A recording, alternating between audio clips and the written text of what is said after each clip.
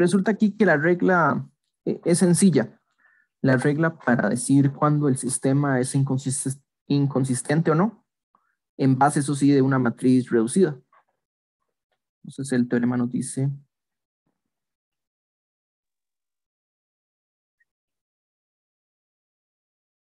sea A una matriz N y un vector M entradas. Entonces el sistema AX igual B es consistente sí y solo si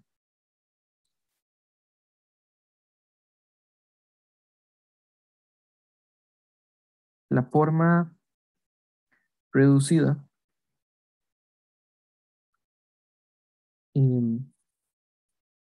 A', P' de la matriz aumentada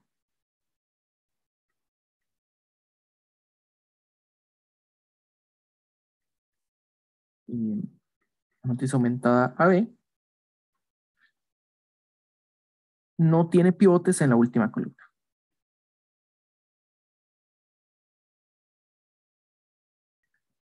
Básicamente eso lo que nos dice es no encontramos ceros, cero igual a un valor diferente de cero, ¿verdad? Eso es lo que pasa aquí. Si hay un pivote en la última columna es porque a la izquierda hay puros ceros. Entonces tenemos una suma de variables, está sumada a un 1, lo cual va a ser inconsistente. Entonces, básicamente formalizar eso un poquito, no es la gran cosa. El asunto es que, bueno, el sistema A'X igual B' es equivalente al sistema AX igual B, ¿verdad? Entonces, pasan varias cosas. Bueno, a veces va a haber una fila de ceros, ¿verdad? Si la matriz reducida A'B' tiene una fila de ceros, una fila cero, quiere decir toda entrada es cero, simplemente esta corresponde a una ecuación que tiene la forma 0 es igual a 0. Esta corresponde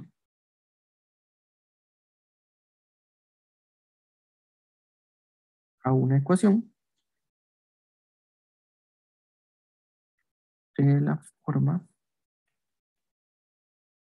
0 igual a 0. Y esta ecuación se satisface, no importa qué valores les dé usted las variables, ¿verdad? La cual se satisface. Entonces, concentremos en una fila que no sea cero.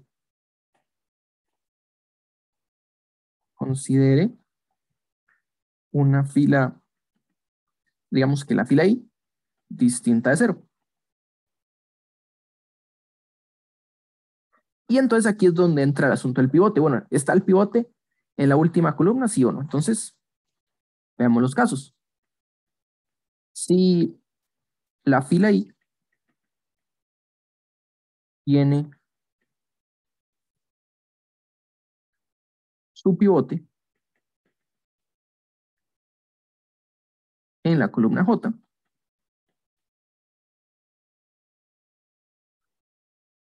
pues lo que va a ocurrir es que la ecuación correspondiente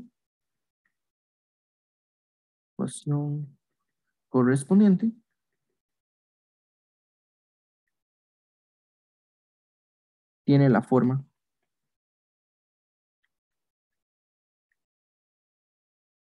perdón, y aquí J, hagamos el caso donde J es menor o igual que N.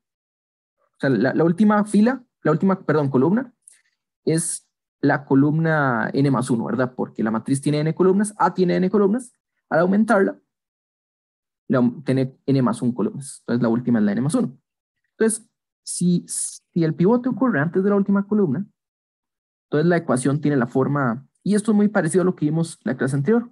Tenemos XJ y una suma de valores t igual j más 1 hasta n. Entonces, no necesariamente están todos, aquí pueden haber ceros, pero tiene la forma c sub i t para algún valor t, acompañado de un xt, y eso está igualado a un bi, voy a ponerle prima, un número real, bueno, un escalar cualquiera. Todo esto está en f. Y eso quiere decir, bueno, el sistema tiene solución, ¿verdad? Entonces, sin importar el valor de las otras variables,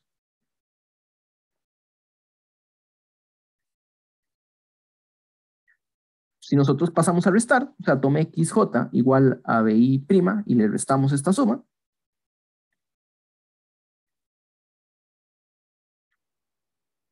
xt,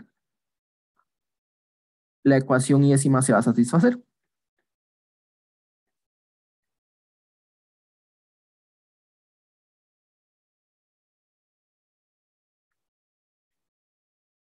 Dele cualquier valor, mande restar, igual. Bueno, lo importante es que aquí tenemos una variable que es pivote, ¿verdad?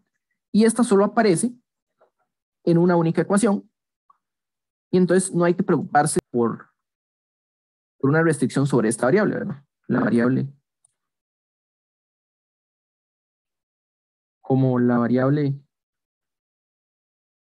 j, bueno, xj, solo aparece en la ecuación y,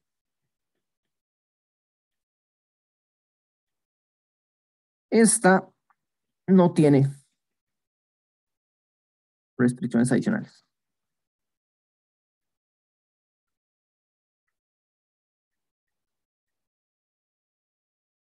Es decir, no nos preocupemos qué pasa con las demás variables, vamos a solucionar. O sea, una ecuación, una fila donde el pivote no está en la última columna, no representa ningún problema a la hora de resolver el sistema. Se resuelve sin ningún problema. Esta ecuación se resuelve bien. ¿Qué pasa en el otro caso?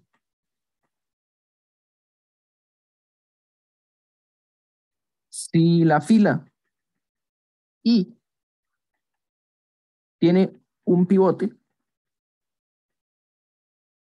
en la columna J, J igual N más 1, esta fila corresponde a la ecuación. Bueno, ¿qué significa que hay un pivote en la última columna? Básicamente la entrada iésima de B' es un 1, pero a la izquierda hay ceros. Y esta ecuación no tiene solución, es inconsistente. ¿Sí? La cual es inconsistente. Y bueno, esa es la prueba. Lo que nos dice es, si hay un pivote en la última columna, hay una ecuación que no se puede resolver, el sistema es inconsistente. Si no, siempre hay solución. Entonces, ese es el resultado importante que tenemos al aplicar la reducción gaussiana. Y como les decía antes, realmente es lo mismo que hemos hecho antes, solo que sí, cuando lo hicimos antes, tal vez lo pensamos en dos ecuaciones y uno podía intentar generalizarlo para un poco más. Y aquí lo que hicimos fue sistematizarlo. Porque bueno, cuando hablamos, la primera vez que trabajamos un sistema de ecuaciones en este curso fue intersecando dos hiperplanos o dos planos en R3. Y en ese caso, habíamos dicho, bueno, la variable libre a veces puede ser X, a veces Y, a veces Z. Bueno, según lo que acabamos de definir, la forma de trabajarlo aquí, si estaríamos, las variables pivote estarían a la izquierda, si se puede. De hecho, una variable que está a la izquierda, para que sea libre, no puede aparecer del todo. Si uno examina el algoritmo con cuidado, es porque no apareció del todo. Digamos, como esta matriz, la variable 4 está libre, es porque no aparece ninguna columna. Si la variable 4 aparece en una columna y la 5 es pivote, entonces la 4 también debería hacerlo. Bueno, no es un detalle realmente importante, solo una observación. Entonces aquí la forma sistematizada sí nos define, bueno, estos los pivotes van a estar más o menos a la izquierda. O sea, hay excepciones porque hay columnas de ceros. Entonces, eso va a hacer que haya variables libres antes. Esta reducción, eso sí, algo en lo que estamos enfocados es en que las filas, las columnas ya tienen nombre, ¿verdad? Tenemos la primera variable, la segunda variable, la tercera variable. Aunque en realidad, y ahora luego lo vamos a mencionar un poquito más, igual que cuando hablamos de filas, no importaba cuál era la primera, la segunda o tercera, simplemente las pusimos. En realidad, fuera del nombre x1, x2, cualquiera puede ser la variable 1, cualquiera la variable 2, y se podría jugar ahí un poco con las columnas. Bueno, eso nada más lo dejo ahí para que lo piense un poco. Pudimos haber hablado un poco de las columnas. Luego sí les voy a mencionar, ahorita entramos en un poco más detalle de qué pasa en las operaciones elementales, por qué trabajamos filas o qué pasaría si trabajáramos en columnas. También se puede hacer esa pregunta. Bueno, entonces tenemos este resultado y si hay unas cosas adicionales que quiero mencionar aquí. Uno, bueno, la matriz reducida le vamos a poner nombre. Si ya está en MNF, entonces denotamos por red la forma no solo reducida, sino que también escalonada. Y escalonada. Ya, pues para tenerlo ahí presente. Pero aquí entra un parámetro súper importante en matrices y que lo vamos a seguir viendo en los capítulos posteriores, que es el rango de la matriz.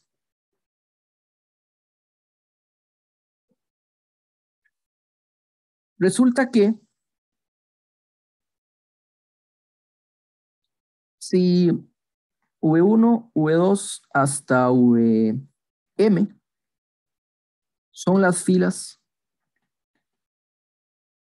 de la matriz A, tiene ciertas filas, entonces el número de filas distintas de cero en la matriz reducida es la dimensión del espacio generado por las filas.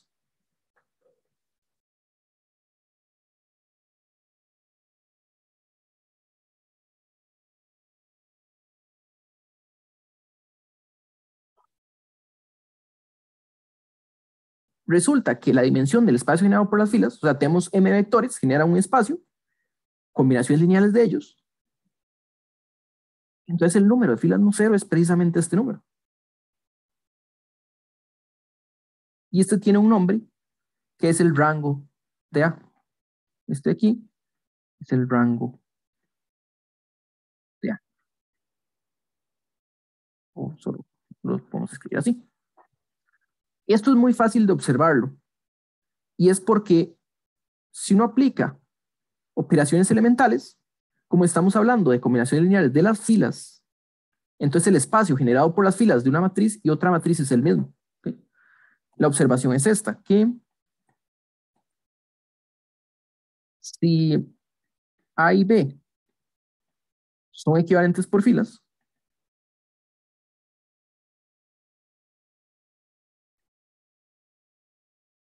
entonces, digamos que A es una matriz con filas V1, V2 hasta Vm, y B es una matriz con filas U2 hasta Vm, entonces generan el mismo espacio. Entonces, el espacio generado por las filas de A es idéntico al espacio generado por las filas de B. Y esa es prácticamente la definición de que las matrices sean equivalentes por filas. Porque todo vector, toda fila de B es combinación lineal de las filas de A. O sea, los vectores U1, U2 hasta UM está generado por los vectores v1, v2 hasta vm y viceversa. Básicamente esa es la definición. O sea, desde el inicio podemos haber regresado y en vez de definir esto de que se puede escribir como combinación lineal, pudimos haber empezado con este parámetro y decir, bueno, dos matrices van a ser equivalentes si el espacio generado por las filas de uno es el mismo espacio generado por las filas de la otra. ¿Okay? Bueno, pero ¿eso qué nos dice? Si la matriz A reducida, digamos que tiene filas W1, W2 hasta WR, digamos que todas estas son distintas de 0, y el resto de filas son 0, entonces el espacio generado por W1, W2, WR y un montón de ceros, bueno, digo un montón de ceros, pero puede no ser ningún cero, es lo mismo que el espacio generado por V1, V2 hasta VM. V.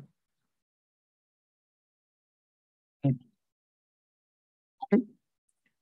Y luego, no es difícil ver que, bueno, aquí podemos eliminar los ceros, obviamente, ¿verdad? Esto nos dice que este espacio es lo mismo que el generado por los primeros Ws, ¿verdad? Agregar ceros a un generador no dice nada, pero estos de aquí son LI. Simplemente porque tienen pivotes en diferentes columnas.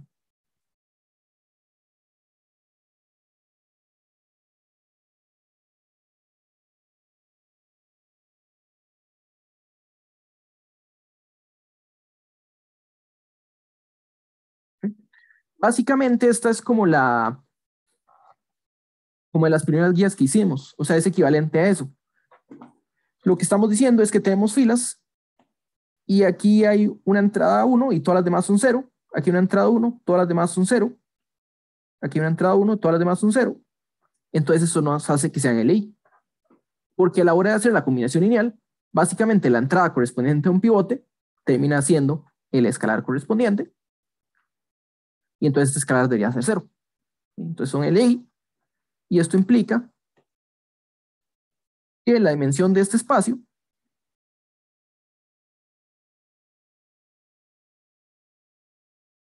es R, el número de filas no 0. Entonces tenemos el rango de una matriz, es un parámetro importante que va a regresar después. Para cerrar el capítulo, no, lo que vamos a hacer es observar que reducción gaussiana o las operaciones elementales por fila equivalen a multiplicar matrices.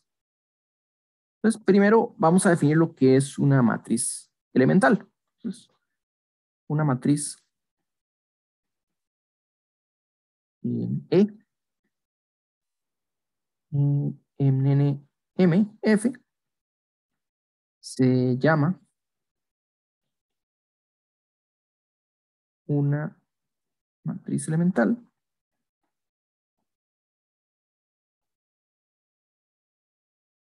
¿vale? Si E se puede obtener de la matriz identidad,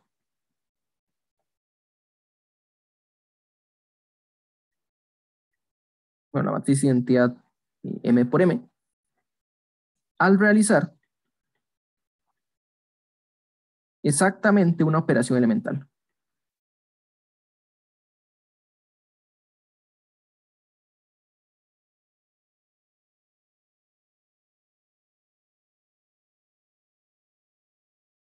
Identidad es una matriz, digamos, este es el ejemplo 4 por 4.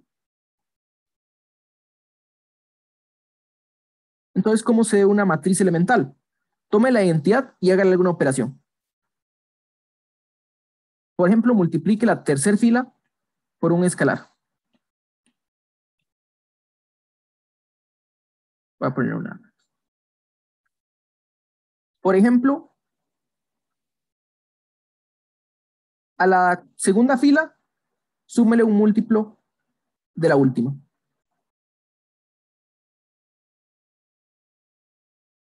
O, por ejemplo, intercambie la fila 1 con la fila 3.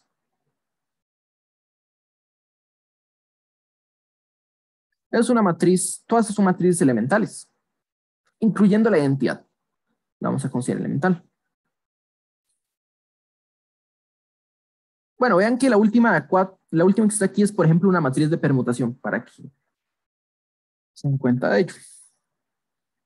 Entonces, resulta que hacer una operación elemental a una matriz A es lo mismo que multiplicar a la izquierda por la matriz correspondiente, por la matriz elemental correspondiente.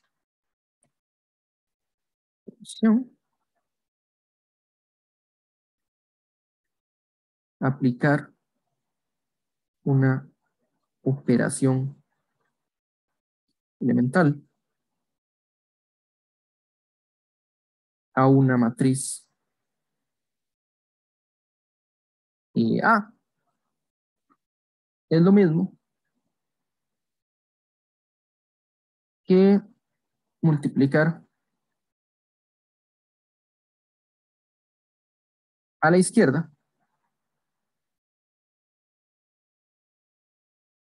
por la matriz elemental correspondiente.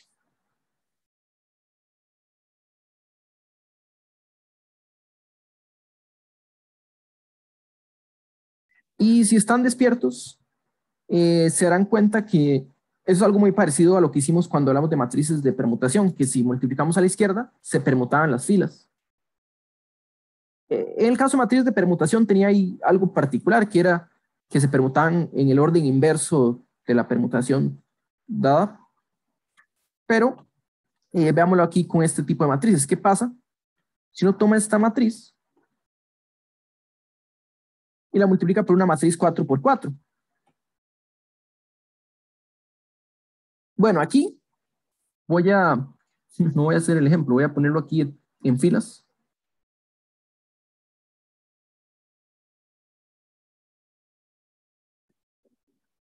De hecho, no tiene que ser 4 por 4, sino que tiene que tener cuatro filas, es lo importante. Y el asunto es que cuando uno aplica la primera operación, ve aquí, por ejemplo, que es que al usar el vector 1 y aplicar producto punto con las columnas de la matriz que está aquí A, estamos obteniendo la primera fila de A nuevamente, ¿verdad? Entonces esto tiene la forma V1, que corresponde a el producto punto de E1 con V1. Esta de aquí, cuando la aplicamos, siempre nos devuelve la segunda entrada de cada vector. Entonces, si lo vemos como columna, nos va a devolver la segunda entrada de cada columna y esa es la segunda fila. Mientras que aquí estamos multiplicando, pero también hay un lambda que acompaña. Entonces, usted diría lambda a veces V3. Y esta de aquí corresponde al V4. Entonces, esta operación es como si hubiéramos multiplicado la fila 3 de A por lambda. El asunto es este. O es más fácil verlo así. Si V1, V2 hasta Vm son las filas de A, entonces, cuando nosotros agarramos A y lo multiplicamos por el vector canónico de la base canónica, lo que vamos a hacer es obtener la fila I, ¿verdad? Básicamente porque si agarramos EI y hacemos producto punto con un vector X1, X2 hasta XM en este caso, digamos, esto nos devuelve exactamente XI. Entonces, siempre que damos los vectores columna, estamos recuperando la entrada iésima. Y al final tendríamos la entrada iésima de la primera fila, de la segunda fila, de la tercera fila, y así sucesivamente estamos obteniendo, perdón, de la primera columna, segunda columna, y así sucesivamente. Sus entradas iésimas corresponden a la fila iésima. Entonces, lo que nosotros tenemos es que la identidad tiene filas E1, E2 hasta M. Por eso es que al multiplicar la identidad con A, en este caso a la izquierda, tenemos E1 por A, que es la primera fila, E2 por A, la segunda fila, y M por A, que es la fila M. Pero si E es una matriz elemental, y va a depender mucho del tipo de matriz elemental, ¿verdad? Porque puede ser, tenemos E1, E2, digamos que aquí tenemos EI' y EJ'. Digamos que se obtuvo al hacer el cambio de filas, donde EI', digamos que es EJ, y EJ' es EI. Entonces, al hacer la operación de E con A, tenemos E1A, E2A, EI', EJ', EMA, y esto nos devuelve E1A es V1, E2A es V2, y cuando llegamos a EI', como EI' es EJ, obtenemos VJ. Y aquí VI, y aquí VM. Entonces, básicamente esa es la idea. Y es lo mismo va a pasar con las otras operaciones, porque en otra operación E puede ser una matriz que tiene la entrada E1, E2, y en vez de la fila I, tiene lambda veces la fila I. Entonces, al multiplicar a la izquierda esta matriz, obtenemos E1 por A, E2 por A, y lambda veces I por A. Entonces, el lambda nos va a devolver lambda veces la fila I. Y VM, esto era por A. Y la última operación que hace falta también es muy parecida porque, de nuevo, estamos multiplicando casi por la identidad, pero en la fila I tenemos algo que se ve así. Entonces, de nuevo, E1 por A, E2 por A, y ahí tenemos por distributiva este es I por A, más lambda veces EJ por A, entonces que es lambda veces la fila J de A. Y eso nos devuelve.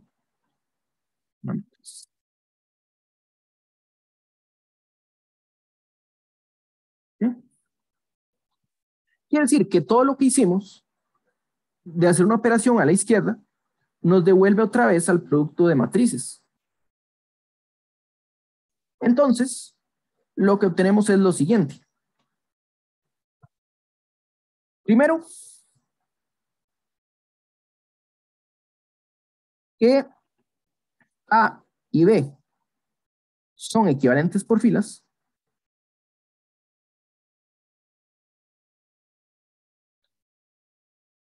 Sí, solo sí, existe una matriz BP. Bueno, aquí estas son matrices con M filas y N columnas. Las dos. Existe una matriz, en este caso va a ser una matriz cuadrada, producto de operaciones elementales,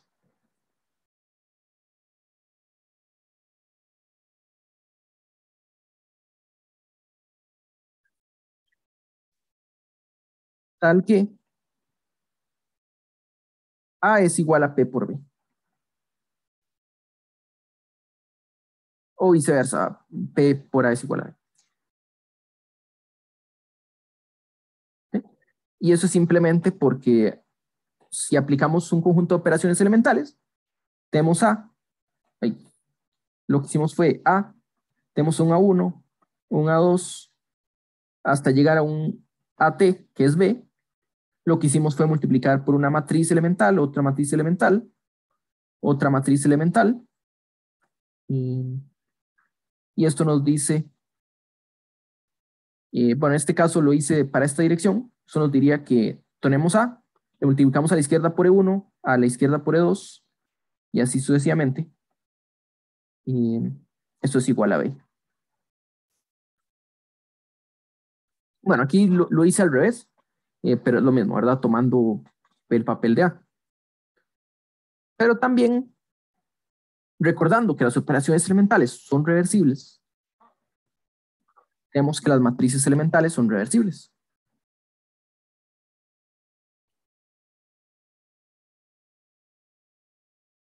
Las matrices elementales son reversibles, las operaciones elementales son reversibles, y eso se traduce en que las matrices elementales son invertibles.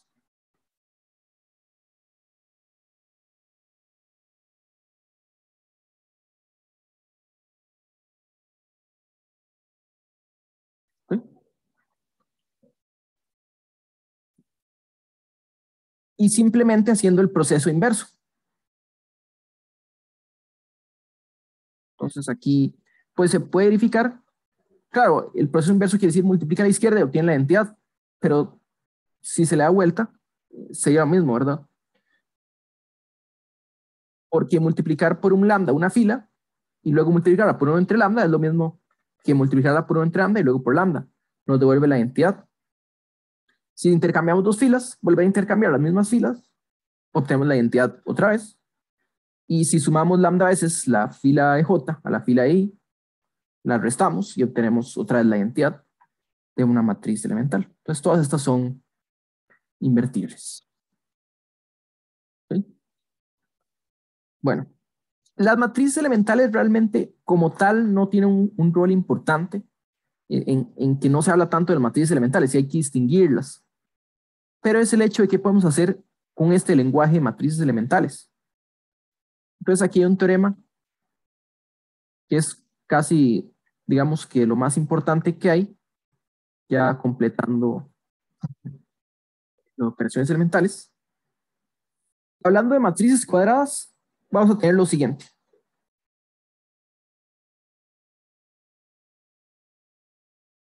Si tenemos una matriz A, una matriz cuadrada, entonces las siguientes afirmaciones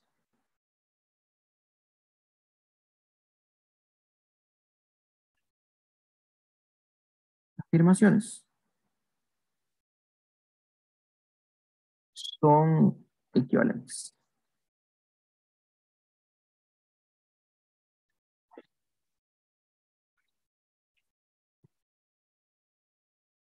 Uno, A es invertible.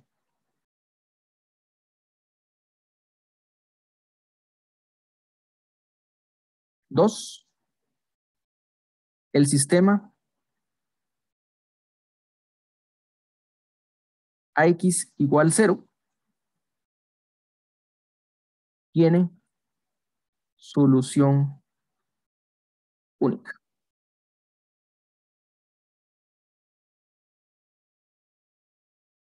Luego, el sistema AX igual B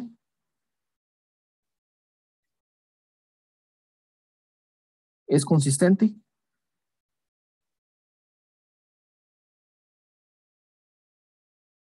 para todo P en Fn.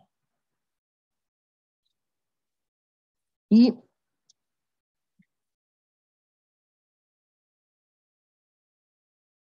el rango de A es N.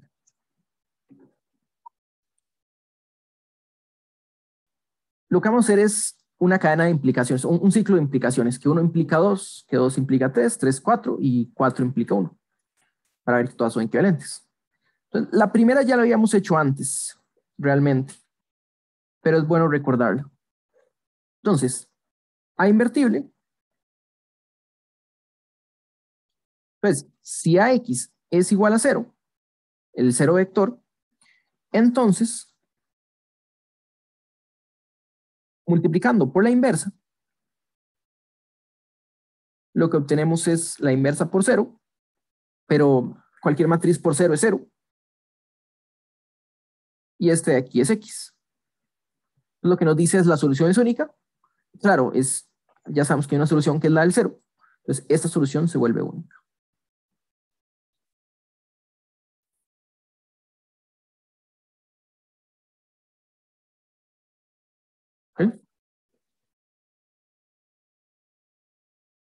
Eh, 2 implica 3.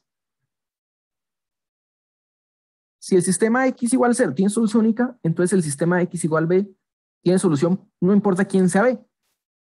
La respuesta está con los pivotes en la matriz reducida. ¿Qué es lo que ocurre aquí?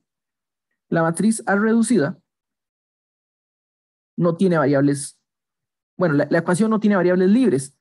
Esto lo que nos dice es que la matriz reducida tiene un pivote en cada columna.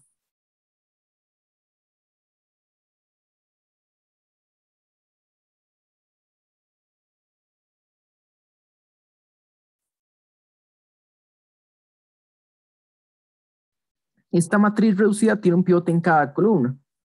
Y resulta que si nosotros agarramos la matriz AB y la reducimos, no importa quién sea B, lo que vamos a obtener es la matriz reducida aquí y una columna extra de prima. Ven que la matriz A tiene un pivote en cada columna. Son n columnas y n filas. Si hay un pivote en cada columna, hay un pivote en cada fila. ¿Verdad? Entonces, A reducido tiene n pivotes, es decir,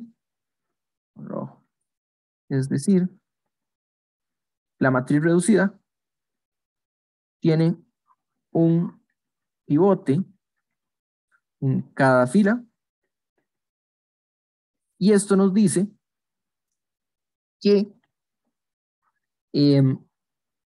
la matriz aumentada reducida no tiene pivotes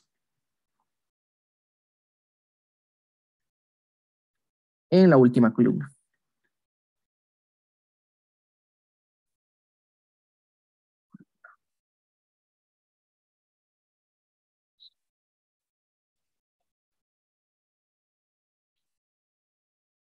¿Sí? Recuerden que esa era la condición. Si hay un pivote en la última columna, sistema inconsistente. De cualquier otra forma, el sistema es consistente. Aquí una nota. No solo tiene solución el sistema X igual a B, la solución es única también.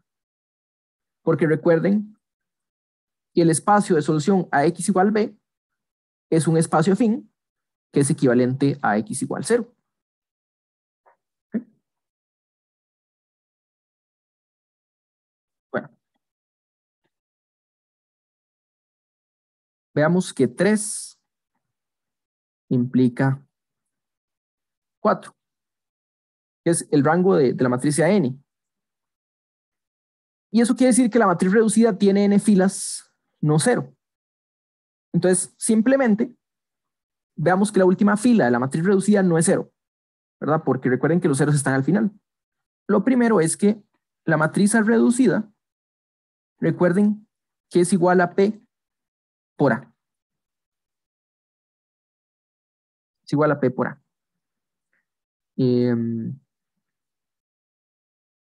Entonces, nosotros sabemos que el sistema AX igual B tiene solución, ¿verdad? Para cualquier valor. Entonces, tome B como P inverso por EN. Ok, bueno, ¿qué es este P inverso que aparece aquí? Recuerden que P es un producto de matrices elementales, ¿verdad? P es igual a E1, E2, hasta ET, elementales. Pero recuerden que matrices elementales son invertibles, es lo que dijimos arriba. Y esto nos dice, esto es P es producto de invertibles. Y recuerden que eso nos decía que la matriz es invertible. P es invertible. Más aún, P inverso es igual a E1, perdón, es darle la vuelta, bueno, ya pongámoslo así, T inverso, que era darle la vuelta a las matrices y poner sus inversos. Eso es lo que habíamos dicho cuando hablamos de la inversa de una matriz. ¿Ok? Entonces vamos a tomar este B. nosotros sabemos que AX igual B es consistente. Okay. Esto dice que existe un X tal que, bueno, eso pasa, X es igual a B, pero recuerden que era P inverso por EN. ¿Eh? P inverso por EN.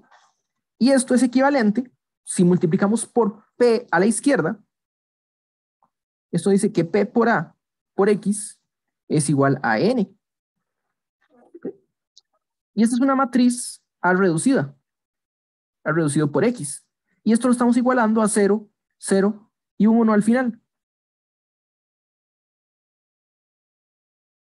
Pero vean que la última columna, si esto lo escribimos como W1, W2 hasta WN, esto nos dice que WN producto punto X es igual a 1.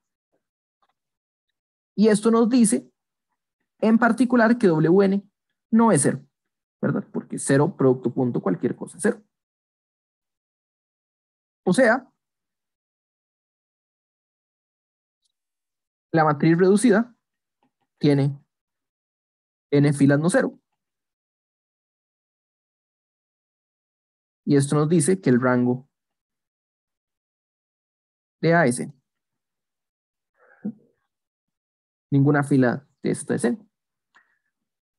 Entonces el rango de A es n. ¿Okay?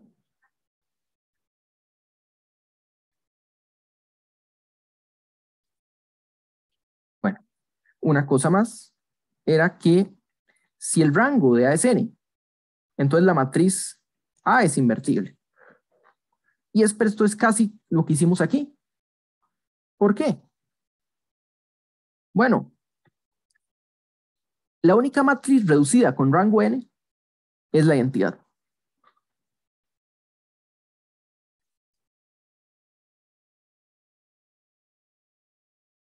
Reducida, bueno, reducida y escalonada es la identidad. ¿Verdad? Porque hay un pivote en cada fila, ¿verdad? Es un pivote en cada columna. Bueno, hay n pivotes, uno por fila, o sea, un pivote por columna, y con esa está escalonada, el primero aparece en la primera fila, el segundo en la segunda fila, y así sucesivamente. Esto lo que nos dice es que A reducido, bueno, A reducido es la identidad, pero también, igual que antes, es P por A. Y esto es equivalente, bueno, ya dijimos que P es invertible, entonces esto es equivalente a decir, bueno, P inverso es igual a A, o sea, es invertible.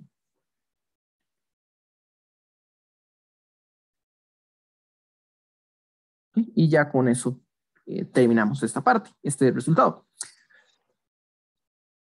Pero en realidad es más fuerte que eso. ¿Cuál es la inversa de A? ¿Cómo encontramos la inversa de A? Esto es lo interesante. Nosotros agarramos A y aplicamos C1, aplicamos operación elemental 1 para obtener A2. No, aquí me vale E1. Aplicamos un conjunto de operaciones elementales para obtener la forma reducida, ¿verdad? Y obtenemos la matriz, bueno, AT, que sería la forma reducida, que en este caso es la identidad. Entonces lo que tenemos es que P, en este caso, bueno, no hace falta escribir P. Lo que tenemos es que si tenemos A y multiplicamos a la izquierda E1, E2 hasta ET, esta es la matriz identidad.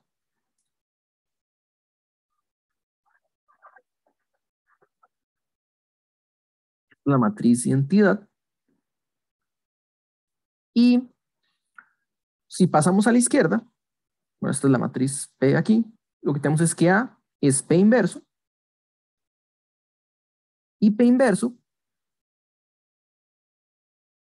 bueno, A es P inverso, y esto implica que la inversa de A es la misma matriz P,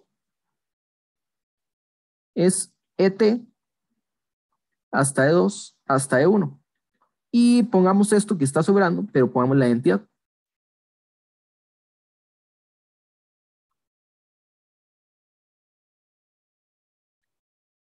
O sea, vean lo que hicimos. Estas de aquí, nosotros, estas operaciones elementales que hicimos, es el algoritmo de reducción gaussiana. Estamos haciendo operaciones elementales para obtener la forma reducida, que casualmente, por el hecho de que hace invertible, es la identidad. Entonces aquí tenemos un corolario, básicamente la prueba. Eh, si A es invertible,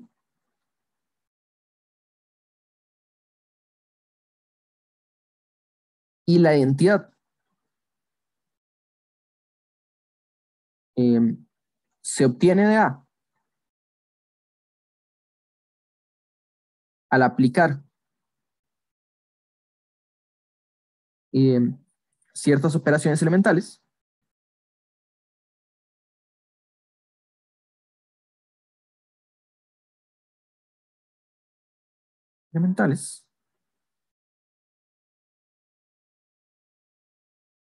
entonces la inversa se obtiene aplicando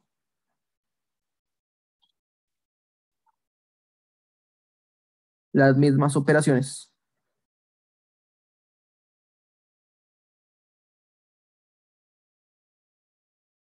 a la identidad. Entonces, ¿qué dice esto? Bueno, tenemos A inversa. A la fila 1 le sumamos la fila 3. Luego multiplicamos la fila 4 por menos 2 y nos dio la identidad. Entonces, agarra la identidad, a la fila 1 le suma la fila 4 y a la fila 3 la multiplica por 2 y obtenemos la inversa. Bueno, y no sé si lo dije del todo bien, pero es seguir los mismos pasos que hicimos para obtener la forma reducida de A. Entonces, tenemos este resultado muy importante que nos relaciona, este es el caso de sistemas cuadrados, nos habla de cuando A es invertible, que es equivalente a que el sistema tenga solución única, o que todo sistema sea consistente para cualquier B, y que el rango es N. Entonces aquí entra otra vez el rango. Ya con eso estaríamos terminando la materia para el parcial. Sí les voy a mencionar de una vez en la próxima clase. Sí hay algunas cosas que faltó mencionar, que son como algunas conclusiones de lo que tenemos. Entonces, como cerrar tal vez el capítulo, hacer un ejemplo, bueno, de cómo obtener la inversa. Aquí está el algoritmo. O sea, lo que hice es aplique la misma reducción gaussiana que hizo A, aplíquese la identidad. Entonces, aquí está el resultado. Vamos a hacer un ejemplo en la siguiente clase. Y básicamente hacer algunas conclusiones del capítulo, ver algunas consecuencias finales nada más, brevemente. Y luego, lo que espero hacer mayoritariamente en la otra clase es un tema opcional, eh, que es hablar sobre el algoritmo del camino más corto. ¿Sí? Entonces, pues la idea es, uno, pues ya terminado la materia del curso, todavía nos queda más de una semana para el parcial, entonces todavía vamos a ver un poco más de materia, pero voy a intentar, bueno, el plan es ver un poquito de transformaciones lineales la otra semana, que se liga un poco con matrices, de hecho se liga bastante con matrices, pero enfocarnos más en la parte relacionada con matrices la primera semana, no ver tanta materia, pero también tomar el viernes para hablar de un tema extra, precisamente para no estar viendo más materia todavía, pero también porque aquí hay una cierta aplicación con matrices. Entonces, las matrices están involucradas, digamos que levemente, en cierta parte, pero hay un camino alternativo eh, que es directamente con matrices. Entonces, de lo que les voy a hablar es el algoritmo más corto, que es en grafos. Básicamente, como cuando uno habla de Google Maps, Waze, y uno dice cuál es el camino a algún lugar, eso es una red enorme con muchas posibilidades, muchos caminos, y lo que hace es de alguna forma optimizar qué direcciones tomar. Bueno, ahí sí es más complejo lo que hace Google Maps y Waze, porque también involucran el tránsito y otros factores, pero eso es lo que vamos a hablar el viernes, un poquito de eso. No, no va a ser así como tan fuerte, pero sí es un tema que no entra, que no va a ser evaluado en el curso.